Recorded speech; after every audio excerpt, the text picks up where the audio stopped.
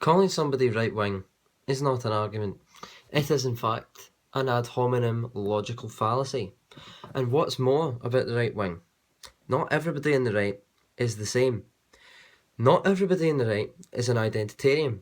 And leftists, just because the majority of the people on the left now are just identitarian, identity politics, or some variant of socialist, then that doesn't mean that everybody on the right is an identitarian right-wing socialist or some form of racial identitarian, any of these things. It doesn't mean just because you have these problems in your own backyard does not mean that the backyards of others are filled with these problems also. It's not as if mainstream conservatism is constantly associating itself with the radical right or the alt-right. And if they were, I would call them out just as much as I'm calling out the left, because it seems to me that quite a lot of the centre lefties don't disavow the far left, or the communists, or the SJW, or the socialists. All of these people, any stripe of radical leftists, the rational, like centrist, reasonable leftists, quite a lot of them do not call out the radicals within their ranks, but the radical right wingers do call them out because they know that they wouldn't get away. They know they wouldn't get away with not doing so. So what the left needs to start doing is being challenged on these things so that they can't get away with doing it without doing so. Because left-wing collectivism is just as bad as right-wing collectivism. It's caused just as many deaths. It's caused just as much suffering and horror as the right-wing collectivism. Both of them are as bad as each other. They're morally indistinguishable. They're on a moral equal playing field. So why give a pass for the left-wing version of it, but the right-wing version of it does not? Not all right-wingers are racist. And this ties into what I was saying about them not all being collectivists, because racism is a form of collectivism. Just because you collectivise everybody does not mean that others collectivise everybody. You even collectivise the right wing, because you collectivise yourselves. I don't collectivise people. I mean, the radicals are radicals, but I don't just go, the left all agree with this. I know they don't, but what the more reasonable voices within the left don't do is call them out. I don't see that often, but I do see like conservatives and like centrist right wingers calling out the radical right wingers, because they know that you can't survive when you like a chain is only as strong as its weakest link, and if you have a load of radicals in messing up the dialogue and doing all these things like identity politics running riot within the ranks of the right wing, then it's not going to get very far, because you have radicals destroying it from within its own boundaries and its own borders. These are not good, helpful things for any cultural group or like counterculture movement, to have radicals promoting identity politics and destroying the dialogue between the other side.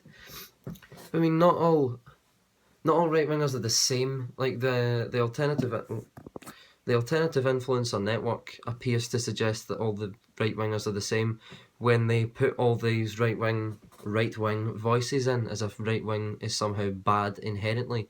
But they have all these right wing voices in, supposedly right wing. Like they'll have Sargon of Akkad with ties to millennial woes, because they obviously are the same, and eventually millennial woes, Jared Taylor, Richard Spencer, all these people tie to Jordan Peterson, who also ties to Tommy Robinson, and all these things. It's like, they aren't all the same, and when you lump them all in together like that, it seems to suggest they're the same. Like, what does V really have in common with Tommy Robinson? Really? Apart from they might have some similar, like, how are they connected? They might have some similar ideas, but how are they lumped into the same group? Or Jordan Peterson and Millennial Woes? Or Milo Yiannopoulos and Richard Spencer? How are these people all being connected into the same group? Because, I'll tell you why. How are these people all being connected into the same group? I'll tell you why. It's because the left-wing press and the establishment knows that when you lump reasonable voices in with the irrational, more collectivist voices in the right, then it discredits the whole movement. and it discredits all who are even vaguely connected with the movement. There's no distinguishing between these groups, and there should be, because they aren't the same. Millennial Woes does not have the same philosophy as Jordan Peterson. Whichever you agree with, whether you disagree with them or not, they don't have the same idea and view on the world. And Richard Spencer does not have the same view of the world as Tim Pool and V and Sargon of Akkad. There's a lot of variation in, like, between the right and the centrists that it's just not talked about, because it's all just lumped in with the monotonous drone of alt-right.